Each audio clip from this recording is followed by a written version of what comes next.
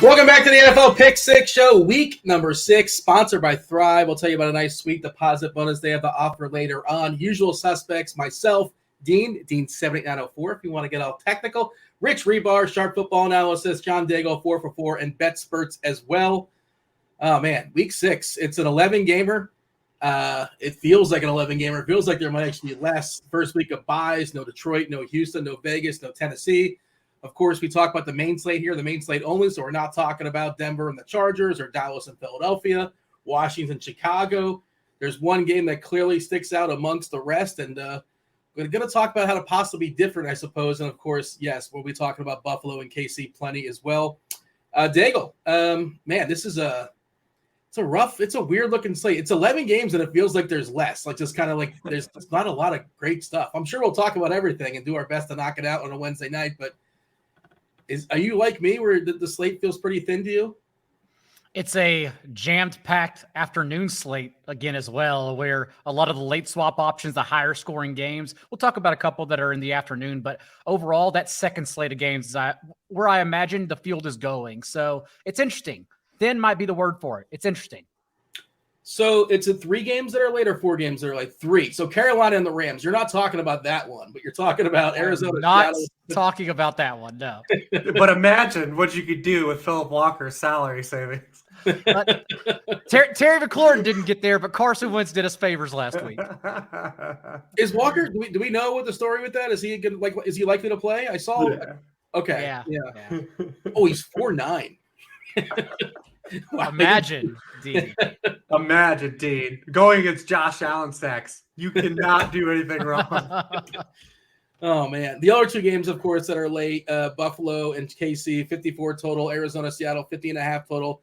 And how this works, if this is your first time here, where you guys been? Week 6, we break down the 3 most important games as we see fit on this on the main slate. And then we kind of run it back and talk about our fair plays position by position of not or not playing in those 3 main games. 2 of those 3, of course, are in that late set. And by the way, as an aside, just kind of keep an eye on it. John, you're talking about as far as the late slate, there is a chance that Seattle Seahawks game gets moved to 5:30 pending Mariners baseball. I don't know if you saw that or not. I know baseball is a thing that is played in our world. Do you know, though, my question is, would DraftKings and FanDuel actually push the lock of that game back or leave the lock at the same time as Cardinals or at the same time as Bills Chiefs? Because that's the real question. Because then we can see the ownership in Chiefs Bills and toy from there. That's my only question.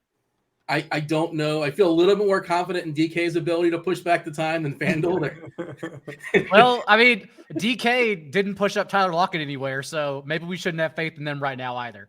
Yeah, why is he still 5'6"? Is the button just jammed on him? I was running some optimals before the show, and we'll be talking about Seattle, and for some reason, DK did not get the memo as far as Lockett was crushing. At least on FanDuel, they pushed the $100 button 3 times for Debo. Just moved him up just a hair. But on DraftKings, Lockett didn't go anywhere.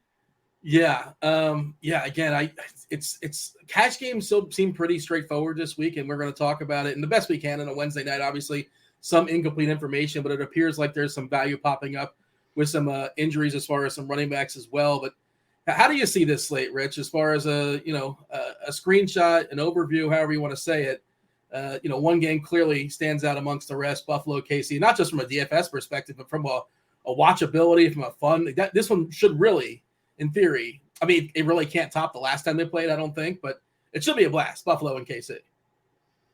Yeah, I mean, that's the game a lot of people will be circling. I mean, when they played in the regular season last year, it was a letdown. The Bills kind of manhandled them a little bit. The Chiefs had 3 turnovers. We'll save it when we get down to that game. But yeah, everyone's gonna be circling that game. There are fun 1:00 stacks I think you can make to see if they hit, and then just know what you're going into flying blind against the chalk that will be the 2 late games. Because I do think Arizona Seattle is gonna be really popular too. I just think Seattle's that team, like everyone weekly is just like, well, who do the Seahawks play this week? We're just gonna go look at that game. Yeah, we don't talk about last week too much, but that sort of thought process, it was like, oh, who does Detroit play? Detroit's out of the dome, and they're facing New England, and there was that quandary. It's like, I don't want a lot of New England because it's New England, and, Zappy season is fun to say, I suppose, but, man, and Ramondre, he's going to be well-owned this week, almost definitely. Harris is going to be out for multiple weeks, and we talk about that one as well. I believe he had, 90% snap share. I don't believe anybody else came on the field once Harris. Everyone died. Say it again. Everyone died during the game. Yeah. That'll be, and again, there's some chalk pieces, and he's probably going to be one of them going in this week. And Seattle running back as well. Penny being gone, Walker's all of a sudden going to be well owned, and we'll be digging into that as well. But the very first game amongst the 3 games that we're going to be focusing on, and then, of course, branching out position by position. First one on the slate that we're talking about is Jets-Packers. 45.5 is the total. Green Bay, 7-point favorite here. The one thing I don't love about this game, John, is I always look at the Derek Hardy's, the blitz, the game level factors as far as projected plays. 2 pretty slow teams projected to have basically the least amount of plays on the slate. And we're talking about a play or two, but they're near the bottom. Ideally, I want an up and pace game, but the slate is what it is. Talk to me about Green Bay and the Jets. What side do you want to focus on first? It was either this or Bucks Pittsburgh. And I question if the Steelers will carry their weight and make it a competitive game. So we have to go to this one as our third spinoff. Plus, I don't think we've talked about the Packers yet this year. Let's start with the Jets, because I think there are enough ancillary pieces in this game where people will get interested, especially the running backs. My only concern here for the Jets, unless they go run heavy, which would be favorable for them, is that Zach Wilson also has not really carried his weight since he's returned the past 2 weeks. And in particular, he's been blitzed on 38% of his dropbacks, which is what we're expecting the Green Bay defense to do since they've done so at the 4th highest rate in the league. And Wilson has completed just 48% of his passes for a pick against the blitz this year and is an abysmal 3 of 16 under pressure since returning. I also question if they are good enough, this Jets team, to push an above average team, or if we can then just carry the Packers with us in skinny stacks, perhaps with Breece Hall and tournaments, because this Jets team overall got 3 picks from Kenny Pickett a couple weeks ago, and it came down to the final drive to win the game. And then last week, even when you see a 40-17 win, they were actually within 2 points with less than 10 minutes remaining. And then, of course, for the Dolphins, the injuries to Teddy Bridgewater, Teron Armstead, and Tyreek Hill eventually caught up to them and just absolutely cratered. So hopefully we can get some Breece Hall pushback. Maybe someone wants to get cute with the Jets wide receivers. The issue also is that's kind of a log jam right now because no one is really emerging, and it's pretty much whack-a-mole with those 3 players. Yeah, you mentioned Breece Hall, he was awesome last week, and he could have just had an incredible week. I think he was tackled like twice at the 1, I want to say, and both times he was on the field for the goal line carries, but he was just used kind of like in a misdirection sort of play. And Carter siphoned that touchdown. Over 30 DK points for Hall. He got the bonus as far as receiving yards, just kind of got there in that. I mean, you don't assume that's going to happen every single week, but yeah. Rich, your thoughts as far as the Jets and, man, that Hall situation, I was actually under on him, so I was thankful he didn't completely break the slate. He was really good, obviously. But he's, he seems legit. He's the guy going forward. I would imagine he's their main piece. And let me ask you this. Is that an anomaly? Was that kind of goofy? Or who should we suspect is the goal line back going forward? Or is it just, it's kind of sort of random? It was him prior to that. I mean, they used him in motion on both plays, so kind of to set up like the decoy, the pull away. We do hate when teams do that. You've got to reward the guy that got you there, especially after the 79-yard catch. Like, you have to let him punch it in. Like, that's just doing a guy super dirty. We even saw the Cowboys earlier let Tony Pollard run one in from the 1-yard line, right? Like, even they knew. Like, that one was just dirty. I think it was a timeout too, wasn't it? Like, or at the end of the quarter. Yeah. So like, it wasn't like he just ran 90 yards. Let's give him a breather because he had 2 minutes to chill, and still they didn't give him the ball. That's what I was thinking. He's like, oh wait, they're going to take him off the field, but no, it's a timeout because end of the quarter he's going to come back out there and they're going to reward him, and they just used them for misdirection, and it worked. Like, they scored, but yeah, go ahead, continue. No, yeah, I mean, Breece Hall was one of those guys coming out as a prospect. He was just so clean, from a dual usage perspective and from a size, speed profile, like everything was there. Like, if you were making a running back, it would look like him. We've seen him really be utilized in the passing game to open up his career. The only running backs in the 2000s that have more receiving yards than him through the first 5 games of any career has been Saquon Barkley, Reggie Bush, Javid Best, and Christian McCaffrey. I'd say it's pretty good company for Breece Hall moving forward. Now, he did run hot. He only had 2 targets and had 100 receiving yards. Yeah. He also was 16th among all running backs in share of backfield touches. Obviously, when you give away 2 at the goal line, it doesn't help. So he's running a little hot, but I mean, that should just encourage more workload for him. We do need them to kind of keep the pace here. And hey, the Packers let the Giants hang around last week, so why not the Jets, right? Why not run it back? And they're coming back from London too, so maybe there'll be a little bit of jet lag here with the early start. But I mean, the Jets, yeah, there's just so many questions here with Zach Wilson. I mean, the thing about Zach Wilson is that they're hiding him, and it's not what they were doing with Joe Flacco. The past 2 weeks, they're 5% and 10% below pass rate expectation. They were over pass rate expectation with Joe Flacco. Just 45% of Zach Wilson's pass attempts have come on non-first down plays needing 7 or more yards. Only Ryan Tannehill has a higher rate. What's crazy is the Jets can't run on first down. They're running for 3.3 yards per carry on first down rushing attempts. It's the lowest rate in the league. So they're hiding him and then just putting him in terrible spots when they do have to actually throw the football. Not exactly the greatest cocktail. He hasn't played well. For fantasy, he's actually gotten there because he has a QB sneak for a touchdown last week, and he caught a touchdown against the Steelers. But in terms of passing points per game, he's been 19th and 23rd in his games back. It's the same stuff with Zach Wilson. Like Daigle said, I mean, he's just so skittish under pressure. They've had offensive line issues the entire start of this season too, which haven't done any favors, but inaccuracy, just the same story. So we do need Zach Wilson to play a lot better, because I don't know if there'll be a situation where they can just kind of hang around like the Giants did with Wink Martindale. Who's your favorite piece on this Jets team? If you're going to run a little like Green Bay mini stack, who's your favorite run back? Is it Hall, the running back, or is it a dart at Moore or Wilson or something like that? Who would be your favorite play on the Jets side? Yeah, I mean, it just has to be Hall. I mean, look at what these wide receivers have done since Zach Wilson's come back. I mean, Garrett Wilson has had one good game in fantasy and no one played him. We keep chasing it. We're going to keep chasing that week 2 game, but he's in the wide receiver 58 and the wide receiver 74 since Wilson has gotten under center. He hasn't been a top 40 scorer in any other game besides that game against the Browns.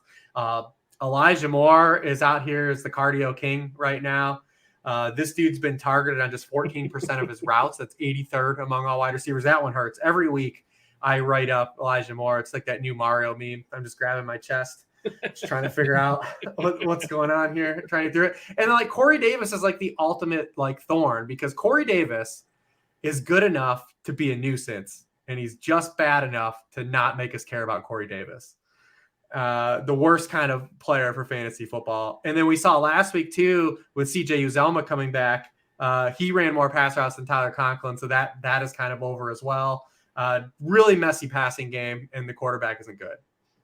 Corey Davis is equivalent to Brandon Ayuk right now. If you need 4 for 50, you'll get it. If you need 6 for 100, you'll get 4 for 50.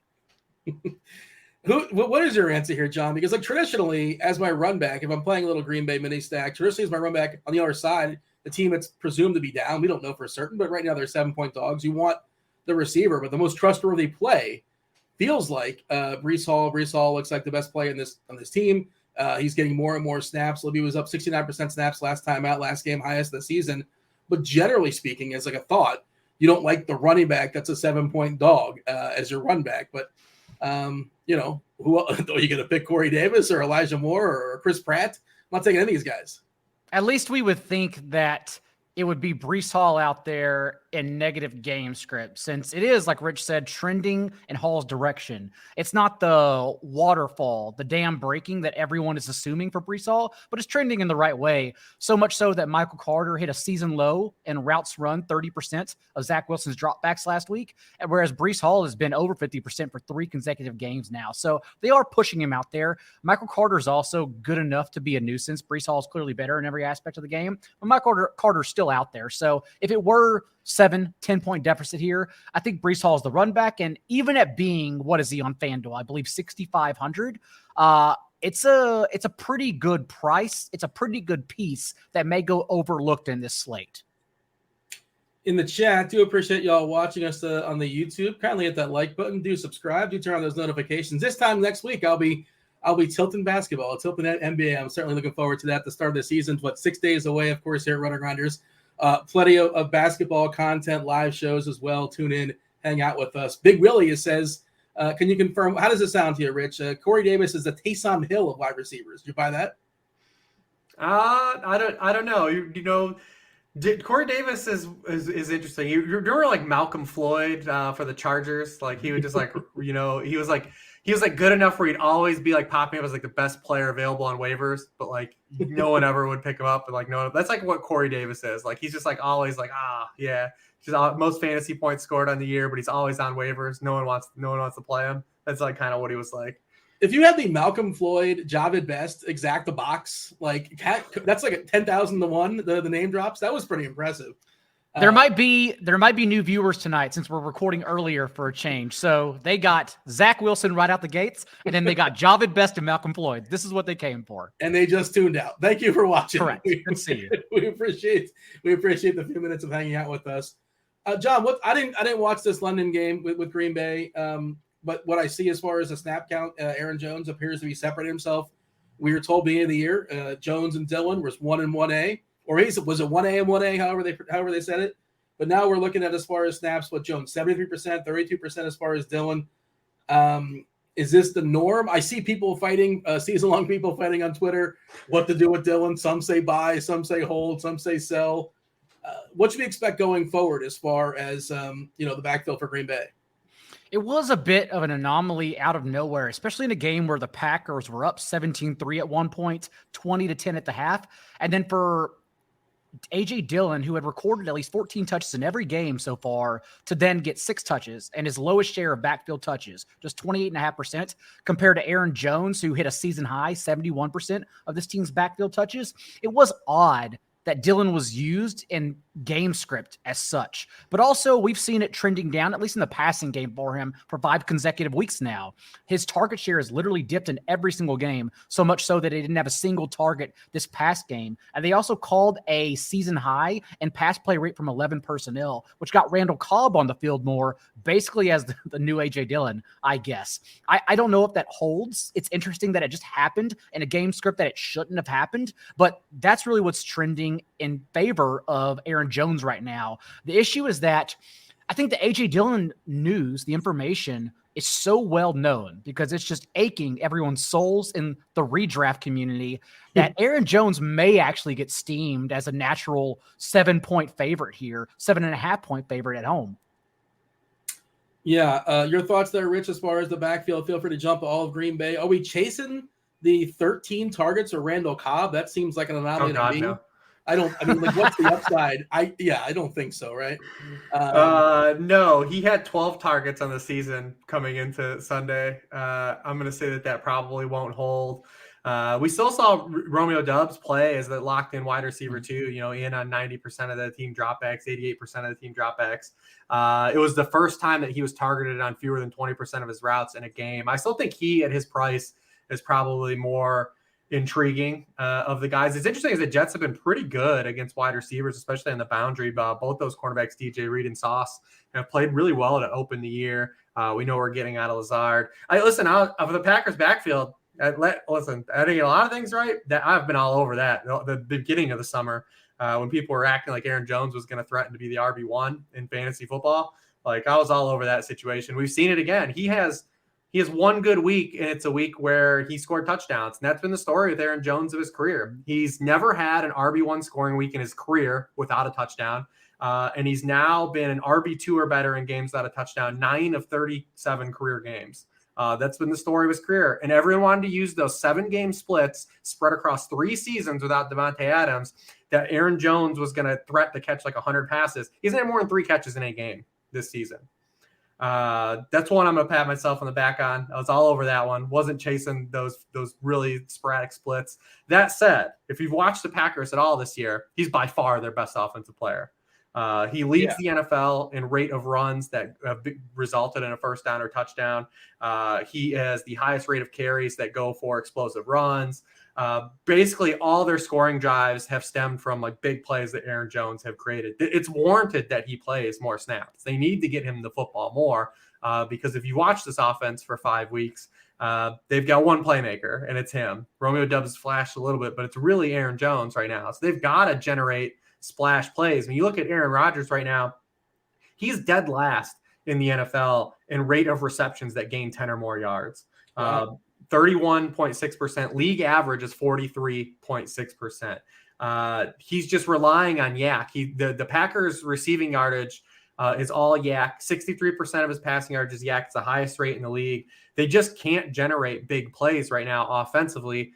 Something we largely did see coming, but that's been the story of the offense. And that's how you let teams like the Giants hang around when you should be crushing them, right? When you're up 17-3 and you it's how you don't score in the second half against a team like the Giants.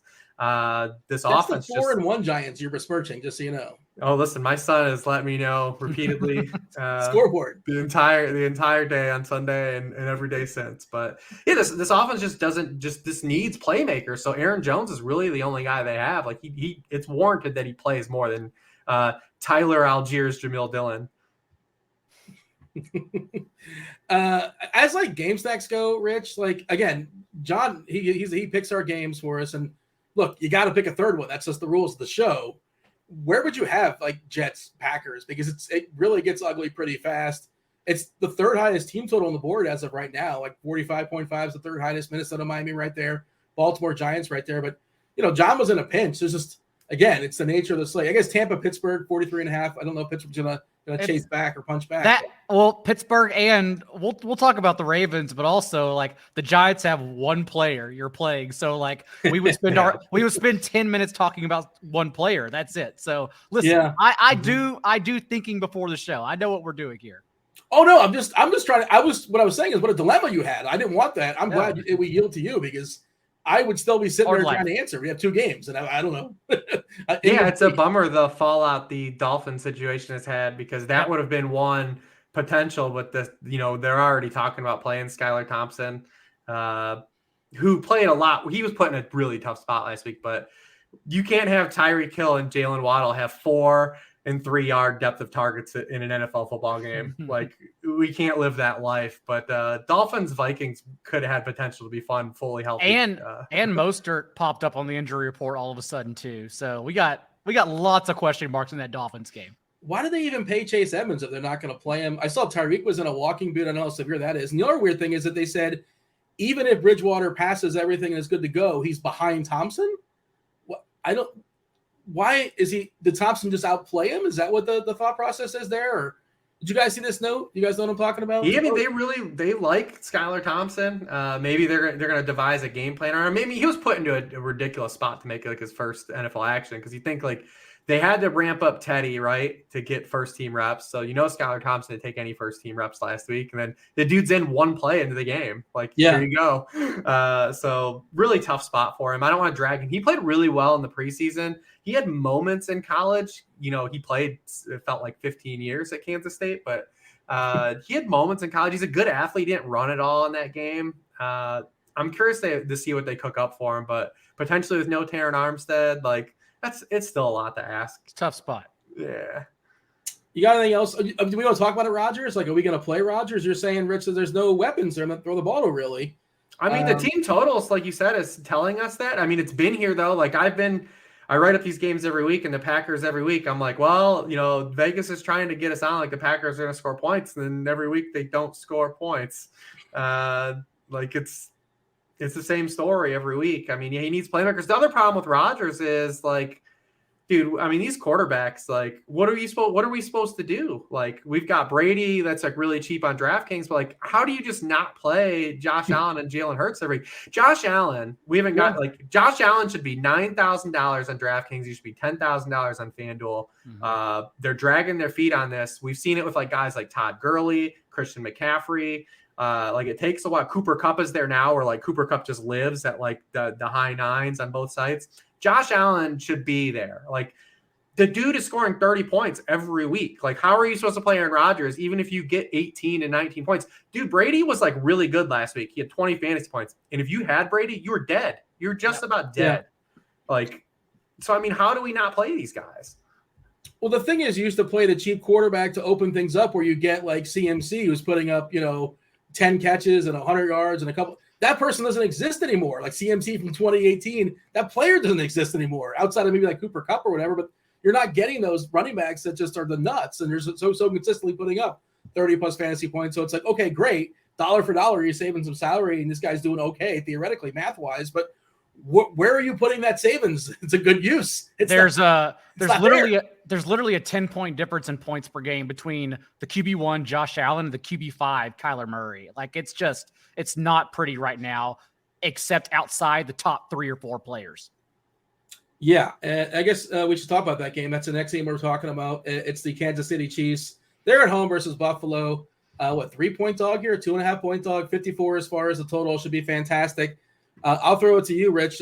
Well, I guess we prefer Allen over Mahomes, and it's interesting too because like thinking of guys to pair him with, there's a lot of pairing options on both sides. I saw Ian Hartitz had a tweet about Kansas City, the receivers. Earlier in the year we talked about Mahomes had that quote. We're saying basically it's going to be somebody different every single week. Well, it's been nobody any week. It just has not happened. He has it broken down. I think the best thing I saw was MVS wide receiver 20. Like you got 5 shots every single week, the 5 wide receivers for 5 weeks. And just like nobody gets there ever because Travis Kelce, he's dropping the Al Bundy Polk High games, put up those 4 tutties. I was told he was too old. Apparently not just yet. But yeah, some great pairing options. But certainly the start of this game, Rich, is the 2 quarterbacks, Allen and Mahomes. Start whichever side you prefer. Yeah, it's interesting. Yeah, I wrote about the Chiefs a couple weeks ago. I noticed that their target rate to wide receivers was way down compared to years past, and it's kind of continued. And that's had an impact on Mahomes. Like it hasn't really showed up in fantasy because he's got so many passing touchdowns. But the past 4 weeks, remember he came out week 1, he threw for 9.2 yards per pass attempt. He's 25th in the NFL in yards per pass attempt over the past 4 weeks. Because when you just have to throw so many targets to tight ends and running backs, it's just going to inherently bog you down a little bit. Now he's getting there with touchdowns. Interesting about Kelce, he's also averaging a career low yards per catch. He also is just getting there on touchdowns. The Chiefs, when Kelce's going, they're really good. And when Kelce's kind of boxed, like we've seen him a couple times this year, like the Chargers game, a little bit in that Colts game, like the offense kind of looks very sketchy for the Chiefs. And it's something that definitely scares me, not big picture, but to see if they can kind of punch back. I mean, you look at these games last year, obviously Mahomes had the 40 burger in the playoffs. When they played in the regular season, he only had 18 fantasy points. He wasn't even a QB1 that week. A couple of things of note when the 2 games that they played the Bills, obviously the Bills only blitzed him on 6 of 116 dropbacks. Yes, there was 116 dropbacks in 2 games for Patrick Mahomes. He ran for his 2 highest totals of the year in those games, 61 and 69 yards. From a passing stance, Tyreek Hill accounted for 28% of his completions and 33% of his passing yards. Obviously, that ties into everything we just talked about.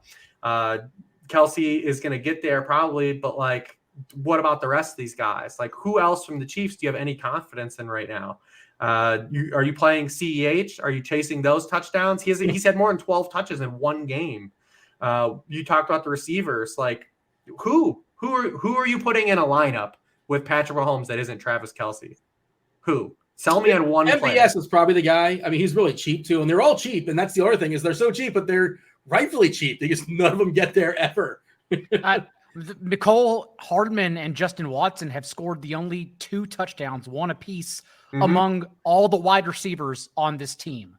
Juju and Marquez Valdes-Scantling, who lead the wide receivers in routes run, have combined for just 2 targets inside the 10-yard line. Like they don't even look at them where it matters. And instead it's the ancillary pieces. That's why Kelce has accounted for 7 of Mahomes' 15 passing touchdowns and Clyde Edwards-Helaire with 3. Like it's basically tight ends and running backs from Patrick Mahomes this year. That's what makes this so tough because I keep looking at their team too. And it's like Clyde Edwards-Helaire isn't evolved enough to think he's a pivot off of the passing game, especially when you get rope-a-doped weekly between Jerick McKinnon and Isaiah Pacheco as well. There was no reason for Jerick McKinnon to usurp Pacheco last week. It just happened out of nowhere. And he looked amazing. Maybe he looked great. Maybe they did just ride the hot hand. Maybe I'm just angry about it because I swapped him for Pacheco on waiver wires everywhere. Maybe that's it. But either way, like there's no really way to tell how they'll use these players. And you would have to depend on efficiency only, which isn't even efficiency in terms of yards per catch, yards per running.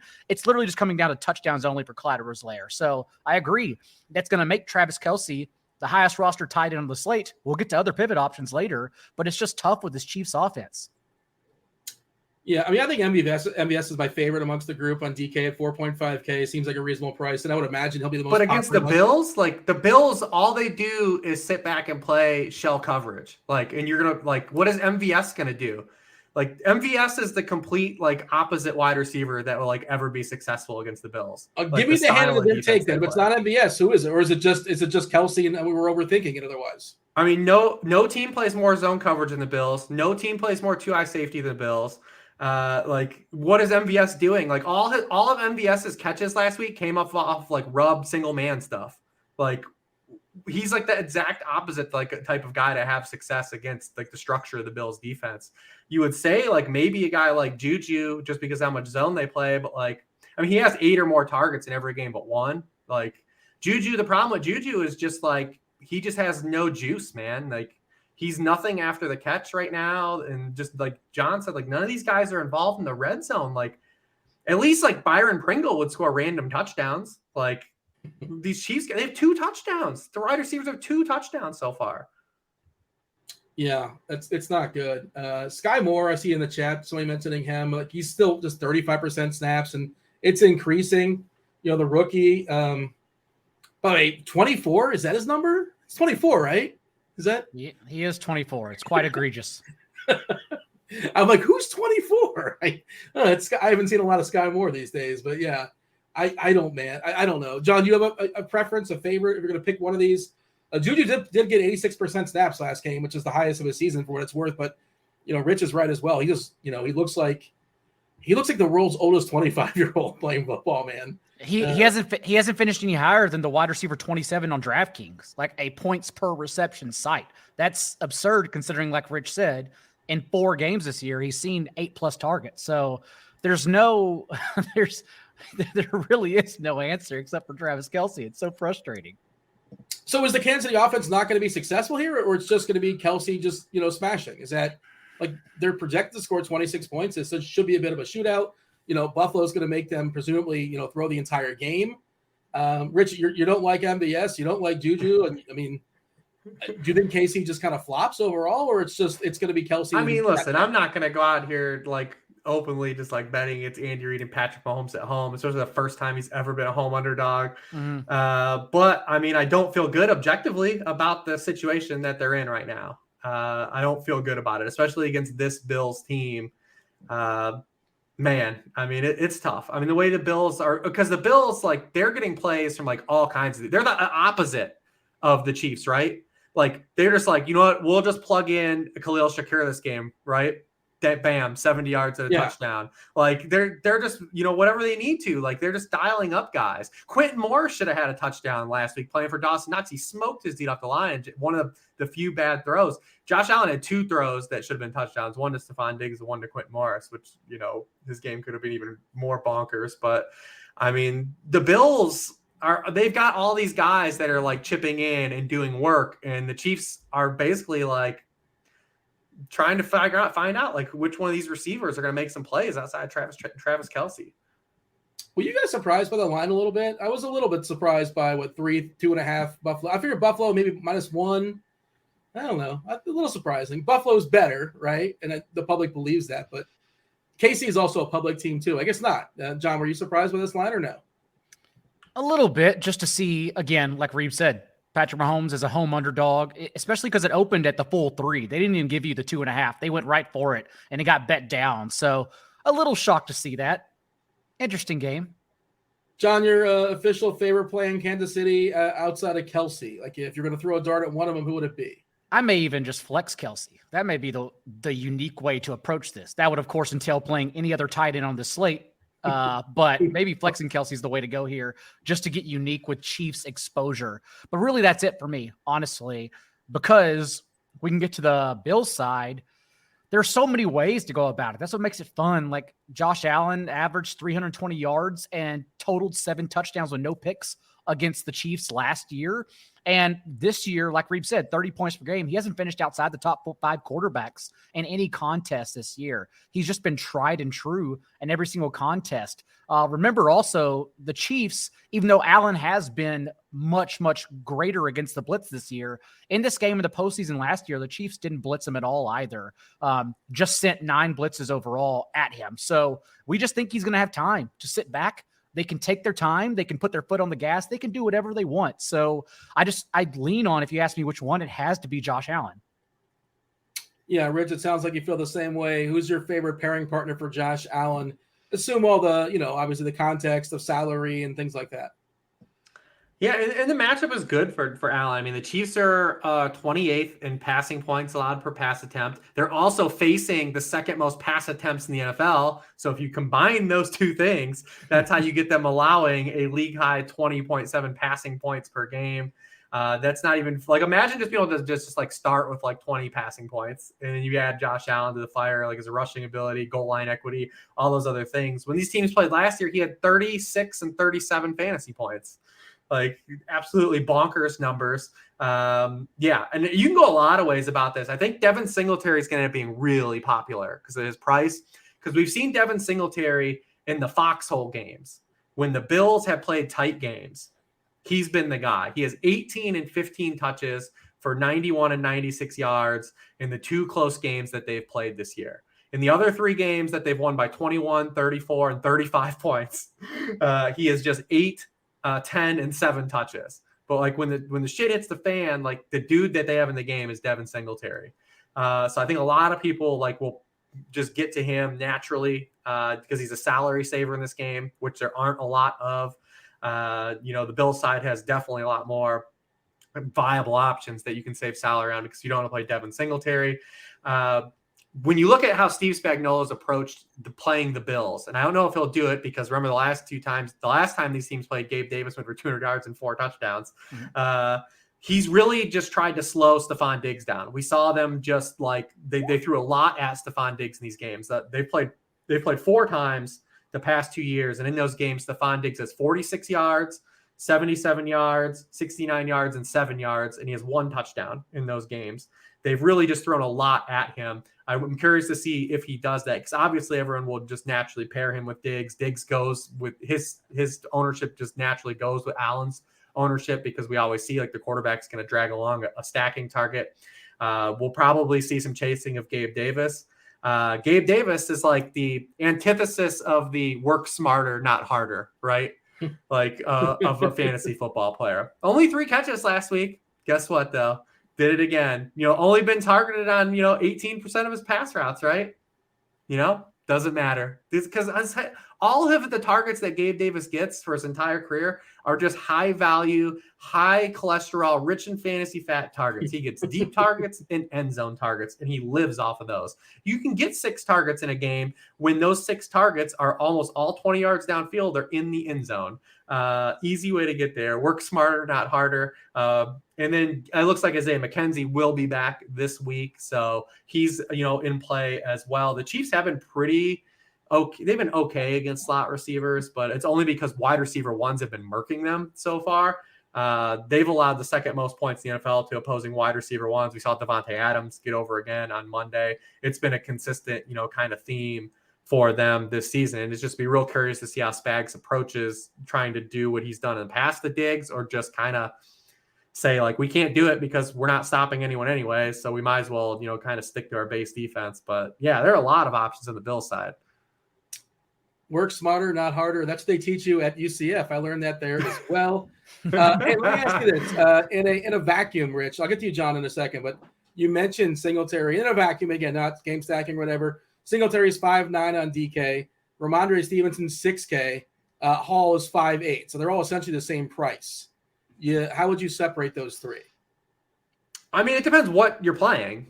I mean, it sucks to say that as a cop-out, but because we don't know, it's Wednesday night. We can't see ownership. We're going off of projections. We know things are going to happen throughout the week, but I would wager that Devin Singletary ends up being the most popular play out of all of those guys in tournaments and large field tournaments, just based on salary and game environment. then probably followed by Ramondre, because they did at least hike Ramondre up. Maybe not enough, but he's going to be so chalky that he might become unchalky in a sense. And you mentioned DK, like you go to FanDuel, Devin Singletary sitting there at 5,700. Oh, yeah. Ramondre is 6,500. It's like, good grief. Like, how do you get off those players, those salaries? And of course, running my optimals, no surprise. Josh Allen is landing in a good chunk of them. He's well ahead of, if you're spending up, it's going to be Allen over Mahomes and cash.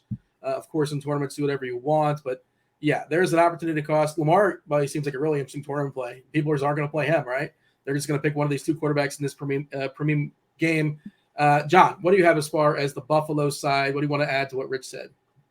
Rich pretty much touched on everything. Even though Devin Singletary has been taken off the field of the fourth quarter in 2 of his last 4 games, the salary is where everyone's going to get to as a potential pivot, since literally only he and Josh Allen have a carry inside the 10-yard line for the Bills this year. They only go to 2 players. So he'll be interesting. Yeah, I wonder how much Isaiah McKenzie will get steamed, since I still don't think they'll play Khalil Shakir if McKenzie's back, and it looks like he's going to be back since he did practice at full from the concussion protocol today. I just wonder how much he'll get steamed. That's really my question. Not if he'll get played. He'll definitely get dragged along in Allen stacks. We're expecting Knox back? Or we don't know? Maybe. I actually don't know. Rich, did you see his practice report today? I think he was limited on Wednesday. He has hamstring. He's a hamstring and an ankle injury. He hasn't been good either, Right. which is kind of a problem. I almost would like to see Quentin Morris get more run because he's a lot more athletic.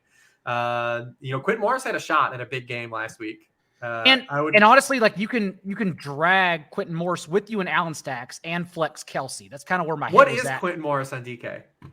I'm pulling it up right now. He's 2.8. Oh God. Yeah, if we got no knocks, I mean, he Quentin had a Morris, shot. Kelsey. He had 5 targets and he had a shot at a huge game. He had a touchdown where he cooked this guy. He was really good in the preseason. He's an interesting guy, man. I was looking at him last week. I didn't end up playing him, but I was keeping an eye on him because I was curious to see how I have him in a couple deeper dynasty leagues. But if Knox ended up not playing, I mean, he'd be an interesting guy too in this game. And even if Knox plays, like it's not just that he hasn't been good. He hasn't been good. But also what we saw in his last 10 games post coming back from that wrist injury was him running around on 90% of dropbacks. Like he was an every down receiver for this team. But then this year, he's averaging just around on 63% of dropbacks. Like he's not even a part of their offense, really, honestly. So he's just not a player you pay attention to. They paid him a bunch of money. You think that would matter, but I guess maybe not. But yeah, I saw the one player you're talking about. I'm like, who is it? I never heard of Quentin Morris, but I'm like, this guy looks really athletic for a backup tight end. By the siren song, the athletic tight end siren song. Sing to me again. I watched. Drag me under. I watch the ETR show every Friday night because I support my friends. And Silva mentioned Quentin Morris and the double take Wiggins and Levitan had to do because obviously, who has ever heard of Quentin Morris? It wasn't just me. They didn't know who he was either. The regular person who doesn't chart this shit behind the scenes was not ready for a Quentin Morris take. But they were preseason DFS hawks. Like absolutely, yeah. Yeah, they should be on that. I just pulled up his player profiler, and his best comparable is another person I'd never heard of, Garrett Graham. You guys know Garrett Graham? That's actually that's a fair comparison, but let's not compare him to that in the week we're going to play him. What should I know about Garrett Graham? Is he still playing in the league? Am I aware of this? No. Okay. I can't even remember the last year he played. Trifecta box, by the way. Javi Best, Garrett Graham, and Malcolm Floyd. Cash your tickets. Buddy. We got those viewers. Keep them coming. Keep them. They're watching still now. Looks like he played for Denver, if I'm making out that uniform appropriately. Houston, right? Oh, it could be. It was Texans. Yeah, he was Texans. He was a Texans tight end, right? Well, looks like orange to me, but all right, nevertheless. Garrett Graham's closest comp, James Casey. We can play this all night. We got anything else here? We're talking about Arizona, Seattle. I think we're moving on, right, boys? I will say this. My initial thought here is I will definitely have Bill stacks, but I'm probably going to be under on this game. It's just this game, like games like this, they just end up so mammothly owned and across the board. Like I don't think a Bills Chiefs stack wins anything major large field this week. Oof. We're just not avoiding, but we're just worried about two games, right? We're worried about this and Cardinal Seahawks. Those are the two games that everyone is playing. Yeah, and we'll talk about that in a second. And I agree with that in premise. But the thought process is like, okay, you can't just say this game's not good or this game's going to not hit. Right. You got to tell me which game hits now. And that's the tricky part. And like, it's variance and yada, yada. It's just a 1 week sample and things can happen. I thought it was Browns Chargers last week, man. I was all over that game and it looked good. The final score looked good. Yeah. It did hit. You had to stack the running backs. I did. I had it. And Herbert was the dude who boned me. Yeah. Josh Kelly had a touchdown. They kicked like 3 red zone field goals. That was pretty cool. Eckler's had a couple of good back-to-back weeks there. Not on the main slate. They're facing Denver, I believe, Monday night. That was Wilson's agent put that thing out about his shoulder, right? Like they got to do something. If you're Russ Wilson's agent, you got to drop something out there about like there's something going. Maybe he's legit hurt. I don't know, but like the PR damage control. I mean, it's either that or like another Subway commercial. Between Russ and Nathaniel Hackett, man, like it's been a tough opening 5 games, man. It has turned quick in Denver. Yes, yeah, and they're on Monday night because they're on primetime every single week. Well, we got 2 weeks of primetime Bears coming up, Thursday and then next Monday. The Bears are on primetime again next week for everyone that's excited about tomorrow. Will you watch the Island game that is Washington at Chicago? I live 2 miles away. I may go down there. It's my one free night. My work is usually freed up by Thursday. All the notes are done. I may work my way down there. Like to the game? I literally live. Rich has been in my place. I literally live just 2 miles away from the lakeside, just right over there, Soldier Field. Okay, yeah. So I may go down there. I mean, listen, if you're going to watch that game, if you see hell, no one wants to go to hell, but if you see hell, you got to check it out. You have to know what it's about. So I may work my way to hell. Well, next week you'll tell us what Kaiser Soze looks like because, man, this is you know how the line like I wouldn't watch that game if it was in my backyard. Like they're talking about watching that. It's Chicago. literally in my backyard. Yeah, I'm sure I'm gonna watch it too and just hate watch it and tweet. Oh, everyone's gonna watch it. Once we were 1/2 into Broncos Colts, no one was going away. Everyone's still stuck with it. You got to see I went away. Okay, it's communal. The hate watch is communal. It's like now we're all in it together. You can't leave. I saw the opening 3 drives of that game and I said no. Nope. You were out. Guess what? It didn't change. Too much. I don't get enough free time. I was like, nope. I hit my wife up. I was like, Jen, it's time. Like, let's get on something. I already see how this is going. I have no need for this in my life right now. Do you remember like the last play you saw like that broke the back and so that's it? I just can't do it anymore. It's just the overall stench of the entire game. I think it was like just some errant Matt Ryan throw or so. It was like, both of those offensive lines were so bad in that game. Like you just knew like there was just like, it was just going to be such a nightmare. And like none of those quarterbacks had a chance in that game. Yeah.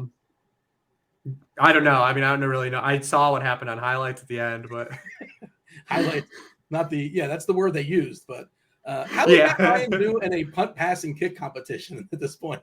I feel like his arm seems kind of shot these days, right? It's the line's not been great. What a disaster all around. Who knew it? He's a 37-year-old quarterback that can't move. Like if you don't protect him, like yeah. They were starting they tried to rotate the offensive line. They kicked their right tackle Braden Smith into guard. Then the right tackle just got murdered the entire night. Like it just, what are you going to do, man? You sound frustrated talking about it. You didn't even watch it. Let's move on. The Colts are just a nightmare. Like, it hurts. We'll move on to some great football. The Seattle Seahawks are at home versus the Arizona Cardinals. 50.5 as far as the total. Seattle looks like they're a 2.5-point dog at home. Did you guys, I'm sure you saw this weird quote that allegedly that Drew Lock is on the heels of Geno Smith. Is that it for real? Is that a real quote, or is that RotoGrinders just like trolling us? It's coach speak trying to keep Geno Smith playing at the level he is right now. Okay, this just seems like a weird thing to say. Like I thought that was the youngin for a second. I'm like, what? Why? Like he's thoroughly overachieving. He's been spectacular, and we're talking about I don't know what. Yeah, it's just so weird. But John, you feel free to jump on the Arizona, Seattle, whatever. wets your beak. And again, we're going to get a lot of ownership, especially on the Seattle side. Tyler Lockett, especially on DK, where he's forever 5.6K for no particular reason. Kenneth Walker, the presumed number one guy there now in Seattle, the absence of Penny. He's not priced for a lead back, so he's going to be fairly popular as well. And, wait and see as far as Arizona, because Connor's got ribs. He's questionable. Maybe Eno Benjamin can be a thing. Although he doesn't feel like a guy that they would ram for 20 carries, but he'll get enough when you consider his price is 4.6K at DK. Dealer's choice, John, wherever you want to go. We'll start with Geno since we already talked about him, because remember, we talk about the Cardinals Seahawks every week, oddly enough. We have to talk about them again. And last week we had questions because it was the first true test since they upped their offense, since Geno became Geno, that they were playing a tough defense. And what we saw was their plays per game, right? They only ran 49 plays, but it's because they were so efficient. They were so damn good. They still averaged 7.7 yards per play. And now over the last 3 games, since they've upped their pace and upped their no huddle rate, they're averaging 60 plays per game. Remember, this Seahawks defense, or Seahawks offense, has also scored 28 points in 4 of their last 6 contests against Cliff Kingsbury. And Arizona didn't blitz the Panthers aggressively in week 4. They probably decided to just let Baker Mayfield make the mistakes for them. But in every other game, they blitzed the opposing quarterback on at least 40% of his dropbacks. And Geno Smith, of all people, has the highest completion rate in the league right now against the blitz this year. So if they're going to send the house, it's another amazing matchup. And unlike what we saw from the Russell Wilson Seahawks at any point, last week Geno brought along the wide receivers with him, as both DK Metcalf and Tyler Lockett finished as a wide receiver 1, a top 12 receiver in that game. So now it's getting even spicier, kind of figuring out where he's going with the targets and that he actually can provide production to win tournaments for both players. So of course it's an amazing matchup. Rich, have we figured it out? We have 5 weeks. Is it Metcalf or is it Lockett, or as John suggests, you could play both in theory? Yeah, it's a little different this year than the old just hope you get there on a couple long plays. It's interesting is Arizona, they blitz at the 3rd highest rate, but they play man coverage on just 35% of their blitzes, which is 26th in the NFL. Geno against zone blitzes is 20 of 23 passing with 9 yards per pass attempt. Just what a revelation we're having. It's one of the funnest stories of the season. Even last week, I was kind of like 1 foot in, 1 foot out. I was like, all right, Falcons, and then who'd they play the week before this? Lions. Falcons, yeah. Lions. Like, all right. Saints is like a more formidable matchup. I think he'll be solid, but like won't be as good. And like, man, he was just incredible. The weird thing about him is that he's like they're like starting these games hot and they're terrible in the second half. Like the Seahawks are one of the worst second half teams in the NFL. Geno Smith has his EPA per dropback. It's 0.51. The next closest quarterback is Josh Allen. It's 0.28. So he's almost 2 times better than Josh Allen in the first half. It's like how good Geno Smith's been in these games. He has one passing touchdown in the second half this season. What's weird is that combined this game, like Arizona's the worst. The first half team. Right. Yeah, I wrote about this a lot in the thing. Yeah. I mean, is there an angle for this gambling wise? Like you bet, people you can bet. Seahawks first half, and then if you're on Cardinals, you bet either second half or the full game. Arizona has not scored a first quarter point this entire season.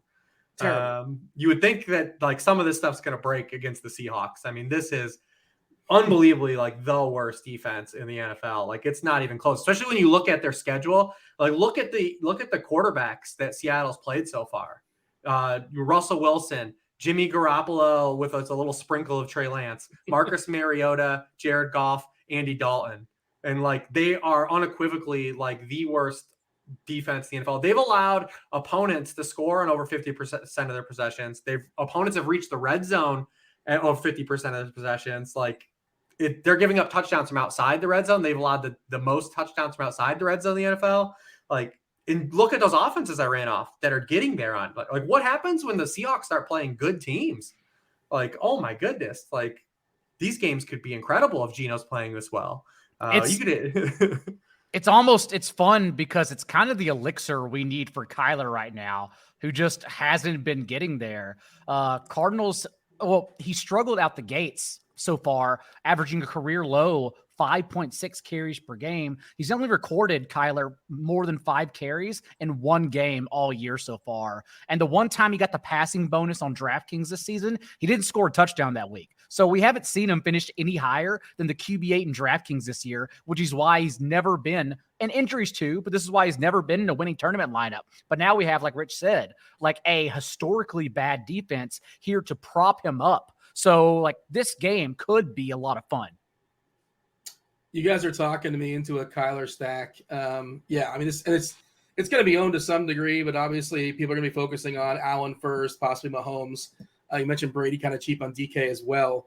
But, man, I love Kyler for tournaments in this game. You have competent run backs on the Seattle side. You can do it via the running back, or you can do it via, obviously the receivers of Metcalf and Lockett as well. Do you have an early thought, or is it too early to even talk about it, Rich, as far as the running back situation for Arizona? If we have a lack of Connor, how do we feel about Eno?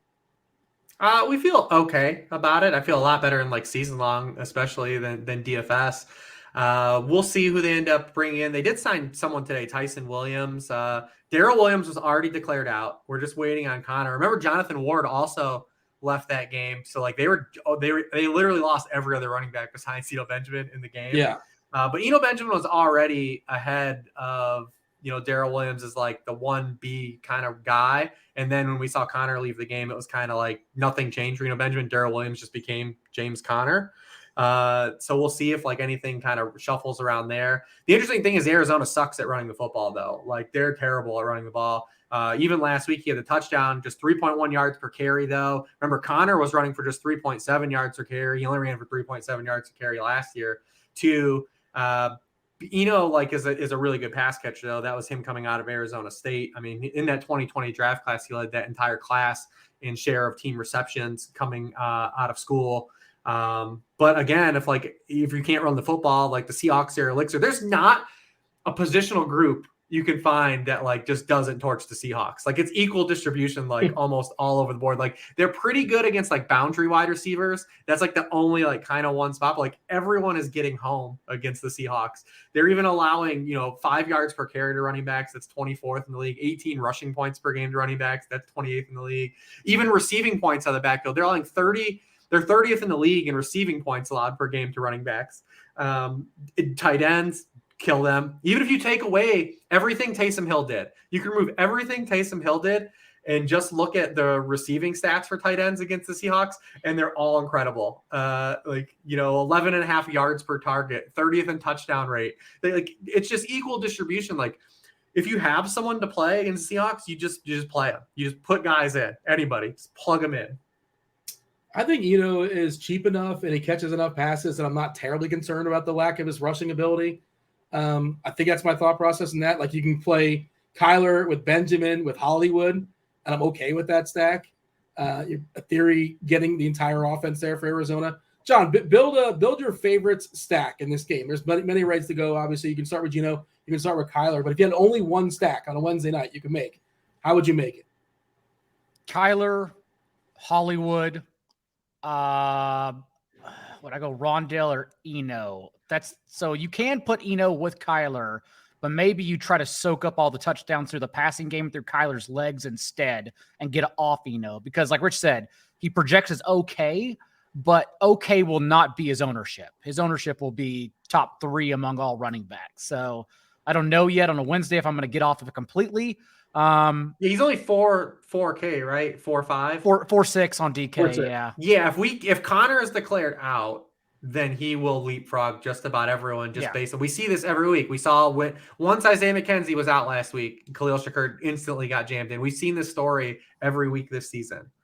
That's when Gabe Davis became the play last week too, whenever we knew everyone was going to go to Khalil Shakir instead. But I know I like the Cardinal side. I still have to piece together how I would play it, but I love the Cardinal side.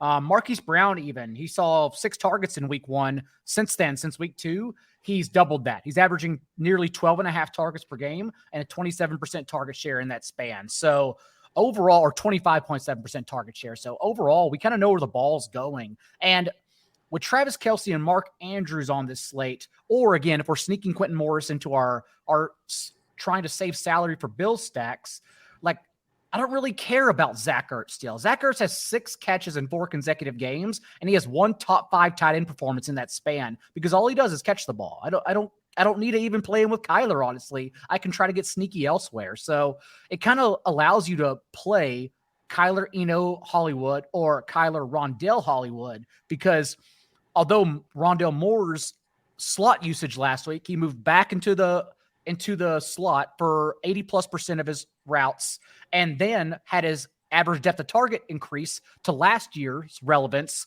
with just 2.3 yard depth of target.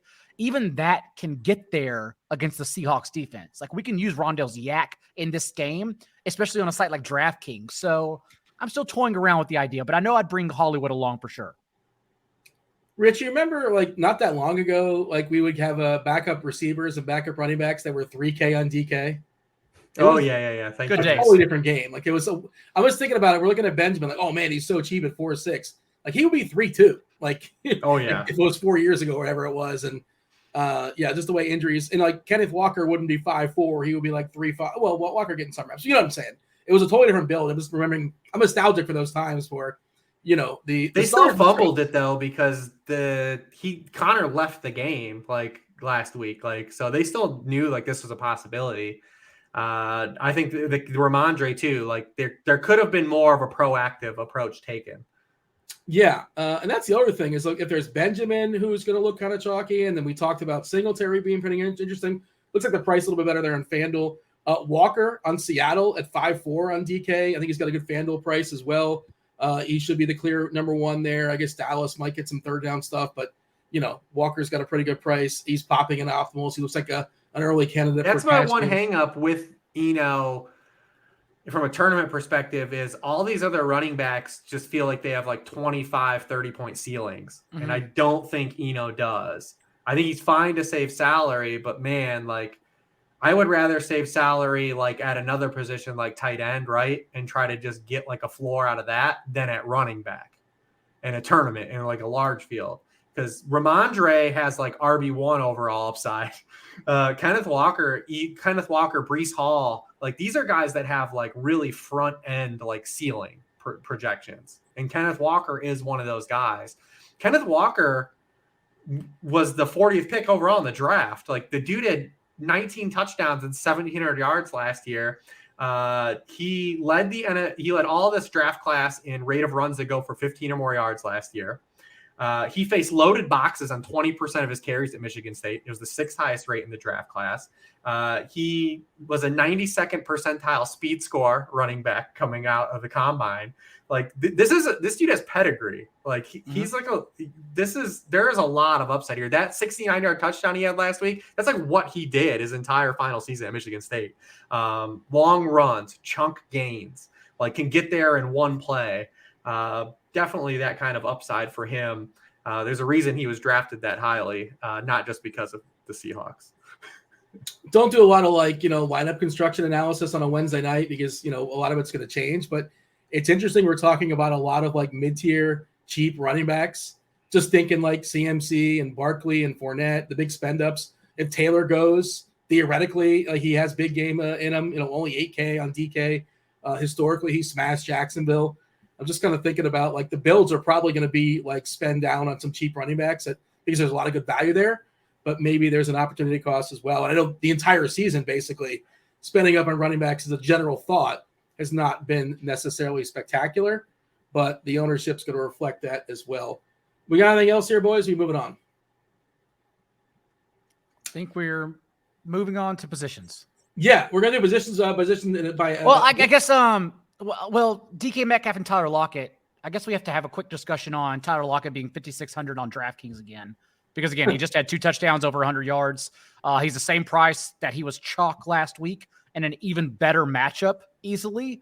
And so I don't know yet what I would do, but at least we do have an answer. Like, no one was going to play Rashad Penny last week anyhow, even off a good game. But with Kenneth Walker having this salary, I guess to get unique, because you wouldn't want to play Ken Walker and Tyler Lockett for obvious correlation reasons and because you're pretty much trying to steal each other's touchdowns and points. You'd probably have to tack on Geno to that mix to get unique. I don't know. Rich, what are your thoughts on Tyler Lockett on DK? Yeah, I mean, he's going to be the most popular cash game guy. I mean, the Yeah. secondary guys have gotten there the best. Again, Arizona has faced a lot of good wide receiver ones, and they are third in the NFL in points allowed to opposing wide receiver ones. Look at some of these games wide receiver ones have had against them. Devontae Adams, 2 for 12. Cooper Kupp, 4 for 44. A.J. Brown, 3 for 32 last week. These lead wideouts haven't been getting there against Arizona. The secondary guys, the Mac Hollinses, the Devontae Smith last week, those guys have been having the better games. Arizona's also worse against slot wide receivers, obviously, as a product of that. We're seeing Tyler Lockett basically be a 50-50 inside-outside player. I mean, even from an objective stance, it looks like Lockett has a better matchup. Then you combine his salary just being ludicrous again. And he's going to be tough to get away from. But the one thing is with Lockett, though, in tournaments at that price, last week was the first game he scored a touchdown. So, you don't get buried if he doesn't get in the box, right? That's always one of the best things about, FanDuel versus DraftKings is even guys like Cooper Kupp, you can avoid those 30 burgers, right? Even when those guys are going to be popular, because if they don't score a touchdown, they're not just stacking all those receptions and getting the bonus. So I would say Lockett with the touchdown equity, which has been small so far, he'd probably be a dude to avoid because you just need him not to get a touchdown.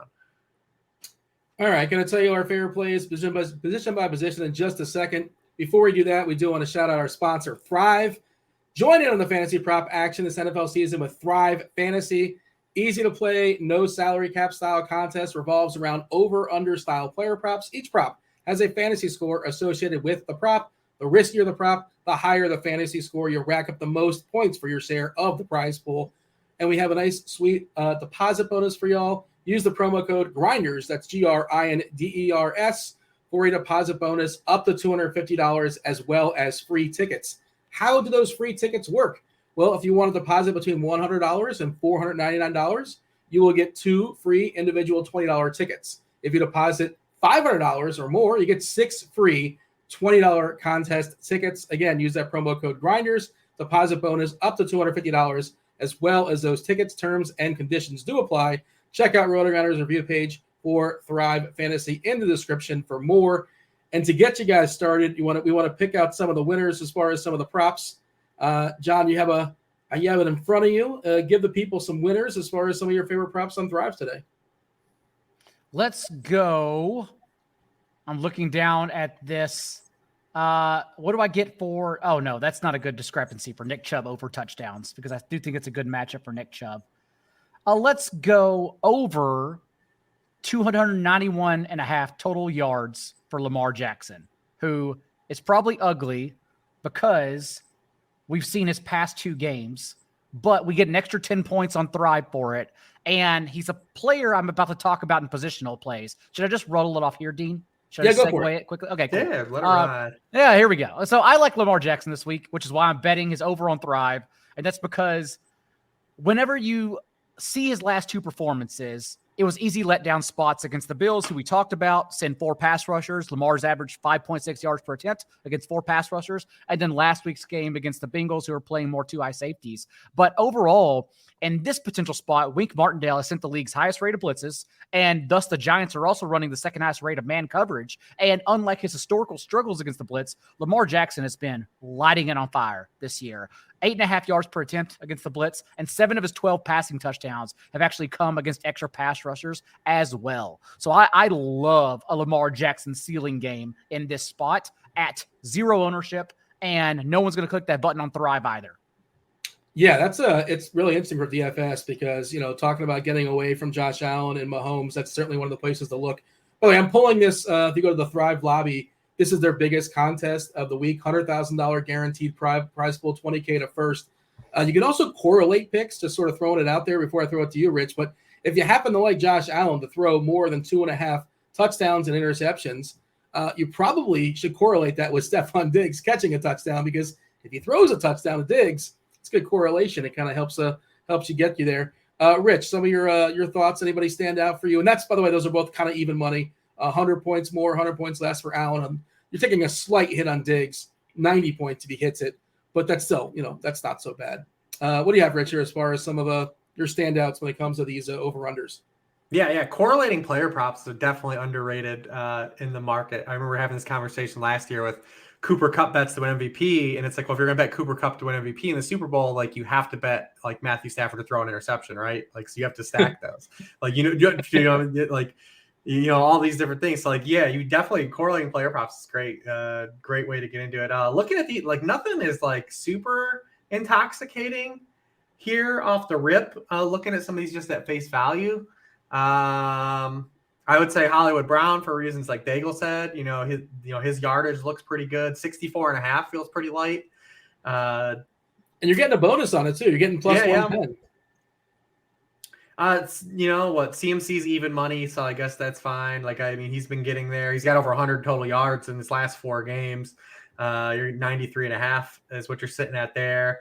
Nothing is like super, super great that I'm looking at here on paper from these. Matt Ryan, by the way, under interceptions. He doesn't throw an interception, get 120 points. What does that say about Matt Ryan? Yeah, that's tough. Real tough scenes for Matt Ryan, who has 11 fumbles too. He leads the NFL. He leads the NFL in interceptions and fumbles through 5 weeks. Not great. We kind of touched on that. They traded Carson Wentz for Carson Wentz. Yeah, hate to see it. I do like Mike Evans. We're going to talk about Mike Evans and positional plays for sure. I like that one. 5.5 catches. I think it's a big Mike Evans week this week. Those are the ones that kind of stand out. It's not as glaring this week. I mean, even Lockett, like 6.5 for receptions is like, that's a high line. It's a tough number. Yeah. Asking for 7 catches on a bet is really tough. Yeah, unless you're like Cooper Kupp or something right. like that. There's like one guy you would bet. But you're getting 115 points. You're getting paid off on it at least. But yeah, it's kind of tricky. I like there's a reason you're getting it. The Marquise Brown one at 64.5 and plus 110 points. I think that's my favorite as well. Yeah. You kind of threw that one out there. But you got a big 10 of these 20. Well, Josh Allen plus 2.5 touchdowns plus interceptions because he doesn't even have to throw an interception. He just throw 3 passing touchdowns. Yeah. Run for one. He can run for one. All right. Let's talk about our fair plays position by position. John, you already 3 years out as far as Lamar. You got anybody else, or are you good? You just want to pass? Well, Reeves, I have a feeling is about to talk about Tom Brady since we already talked about Mike Evans. So Reeves, I can send you Tom Brady. I mean, I like Lamar too. I like the Lamar call. I mean, I like Brady in theory, but like we talked about, like I played some Brady last week, but man, like he had 20 fantasy points you couldn't get there with it. Like, does Brady can he push these guys? Can he get there? Because the matchup's fantastic, right? And we've seen that the Bucs now have started to wing it around. They're 16 and 18% in pass rate over expectation the past week. He has 52 pass attempts in each game. They just stalled out. They didn't finish drives last week. And the Steelers have just been terrible. I mean, and the Steelers are another team. Look at the quarterbacks the Steelers have faced prior to Josh Allen. Like, all terrible guys, and they've just been a really bad defense. I mean, I shouldn't call Joe Burrow terrible. It's been the run out for the Bengals has been terrible this year. But they're 26th in yards per pass attempt. They're allowing a 5.2% touchdown rate, which is 26, 17.2 passing points per game. It all lines up. DraftKings, he's really cheap. I think Brady definitely banks the 300-yard bonus for you, but like, can he still get 30? Like my quarterback, like I want a quarterback that almost has like inherently, like he's gonna score at least 25, and can he score 30, 35? And I love the argument for Brady. It's just how do you just not play these guys that have this upside? It was interesting last week. The millionaire maker was Josh Allen with with Davis, right? And then 3 Tampa Bay pieces. So no Brady, but it had Lenny, it had Godwin, and it had Otten. So like 3 Tampa Bay pieces, but no Brady because, like you said, the 20 points for Brady doesn't get you enough. That's not good enough. It's fine in theory, but there's no ceiling to that unless he goes like 304, which is possible, but unlikely. And it's Allen because it's Allen every single week. That's just what it is, man. You just play Josh Allen every week, and you just got to figure out around there. Anything else as far as quarterbacks, Rich? You want to throw some running backs into the conversation? Nah, we covered it all, especially our guy Jalen Hurts not being on here. Yeah, no Hurts. That's unfortunate. As far as running backs, we kind of mentioned a few of these guys in passing. Stevenson, we sort of talked about. Kamara still waiting for his first touchdown, getting siphoned from Taysom. If Taylor comes back, I think he's really interesting in theory. Lenny, you saw a price jump on FanDuel at 8.5. What is he on DK? 7.4.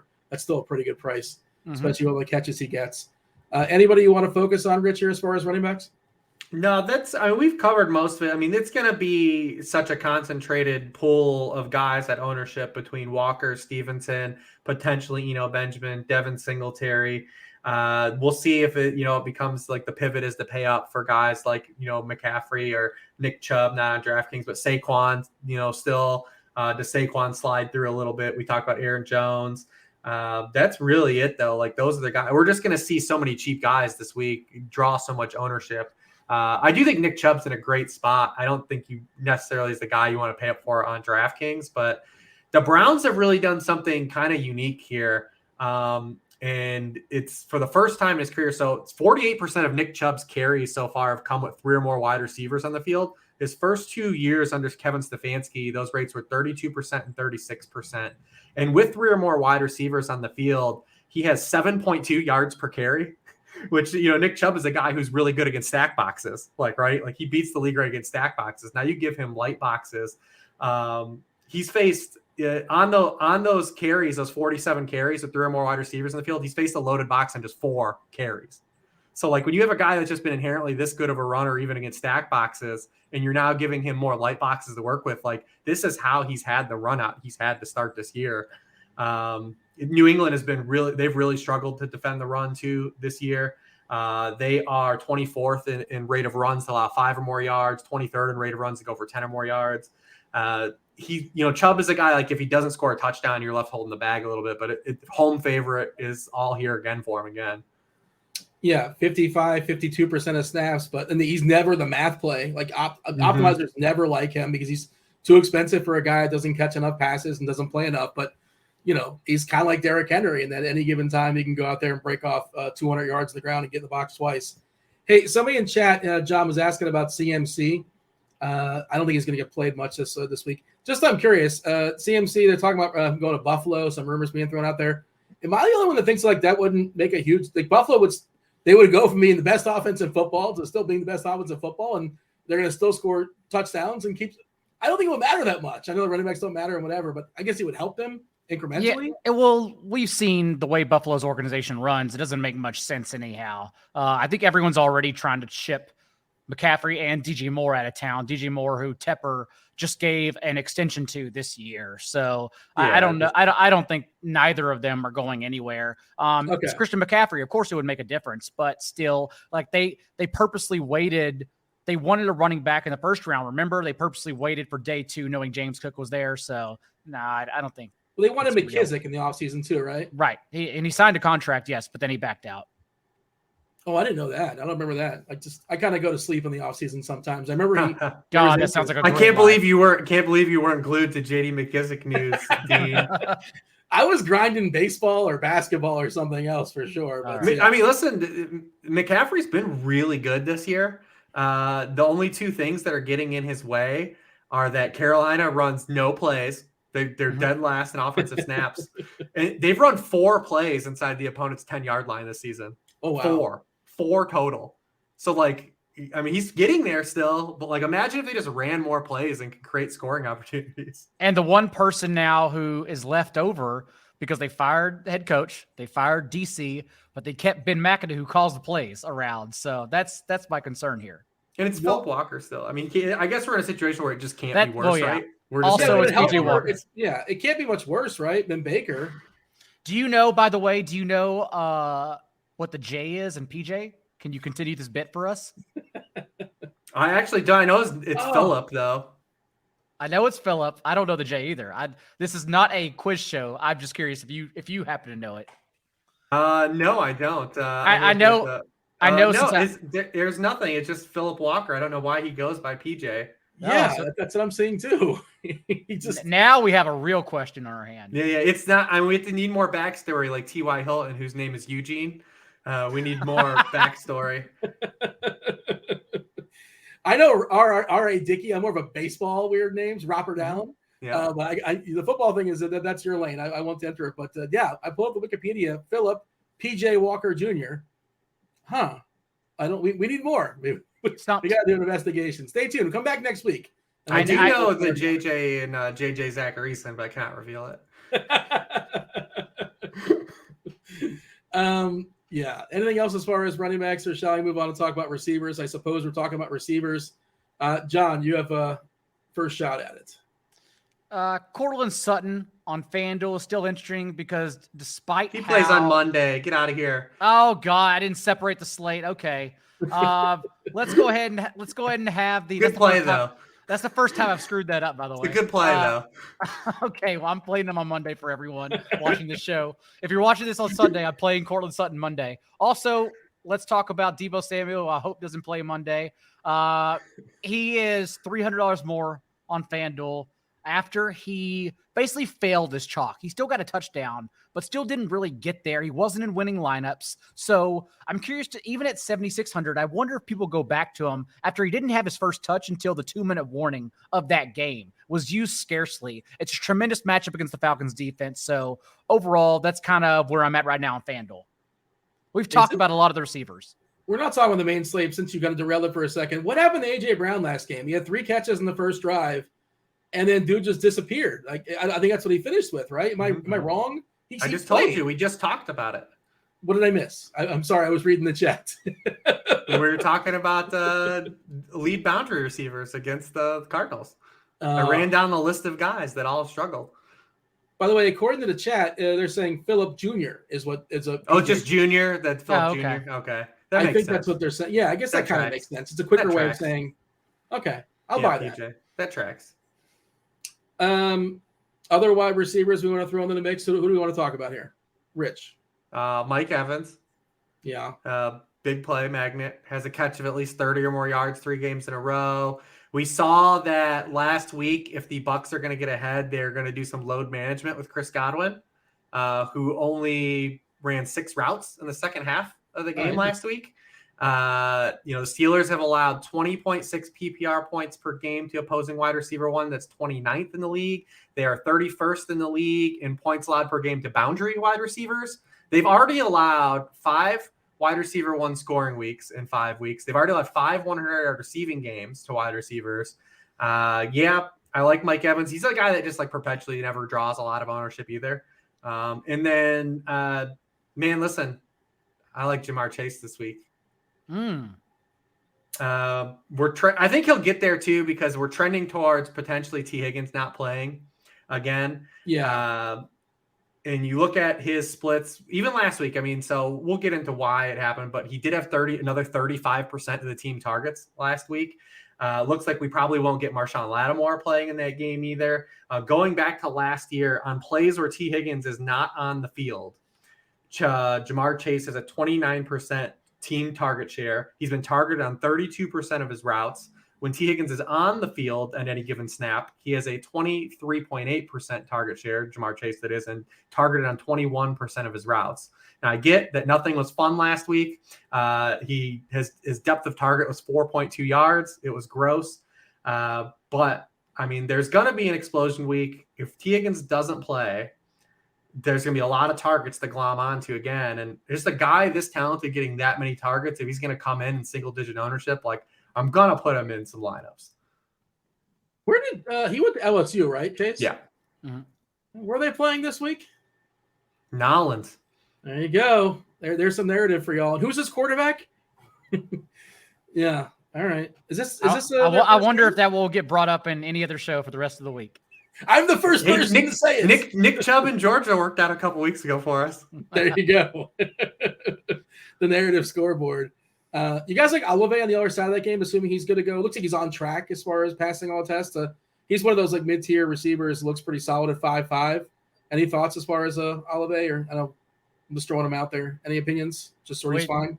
We may be getting those prayer yards again. We may be getting that 31% target share he had from Jameis Winston those next couple of games. Do you think they'll start Geno if he Jameson? I don't know because with how we say Andy Dalton's supposed to be managing the game, but he's not really managing the game either. So I don't know if they're going to take the ceiling play or just play it safe because we obviously see that they're taking Dalton off the field too for Taysom. So I really don't know. Yeah, I mean, I'm curious to see how that shakes out. I was going to make a baseball reference, but I got to know my audience. Tony La Russa technically was managing the White Sox this year, but not really. Like he was there, but not really, if you follow that at all. All right. Are any of you guys looking at Jacoby Myers? This dude's getting a boatload of targets. He's got great chemistry with Zappy. Do you think Mac Jones plays? I don't know yet. Because Mac Jones was throwing, 20-plus yard targets at a top 5 rate in the league too, which would give us some more juice if he plays. But, yeah, I mean, Jacoby Myers, at least it'd be a good pivot off of Ramondre. I mean, he's getting targeted on 34% of his routes. That's third among all wide receivers.